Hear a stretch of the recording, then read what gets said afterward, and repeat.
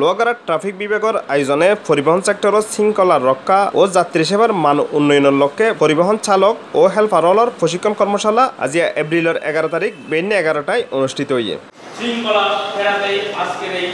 এটা প্রধান অতিথি আছিল সাতকানিয়া সার্কেলের অতিরিক্ত পুলিশ সুপার হাসানুজ্জামান মোল্লা। আইনে বলা নেই ট্রাফিক পুলিশ রাস্তায় দাঁড়িয়ে হাত দিয়ে সিগন্যাল মেনটেন করবে, এটি কিন্তু আইনে কোথাও বলা নেই। এটা আমাদের দেশে দীর্ঘদিন ধরে একটি প্রচলিত প্রথা হিসেবে এটি চলছে। যেহেতু মানুষ আমাদের দেশের, আমরা ঢাকা শহরে দেখেছি বিভিন্ন বড় শহরে যেখানে ট্রাফিক সিগন্যাল লাইট আছে, এই লাইটগুলো চললেও এই লাইটগুলো অনুসরণ করে আমাদের দেশের লোকজন এখনও ড্রাইভিং করতে অভ্যস্ত নয়। যার কারণে এখন এই ট্রাফিক পুলিশকে এই শৃঙ্খলার বিষয়ে এবং নিজে দাঁড়িয়ে থেকে রাস্তার শৃঙ্খলা নিয়ন্ত্রণ করতে হচ্ছে।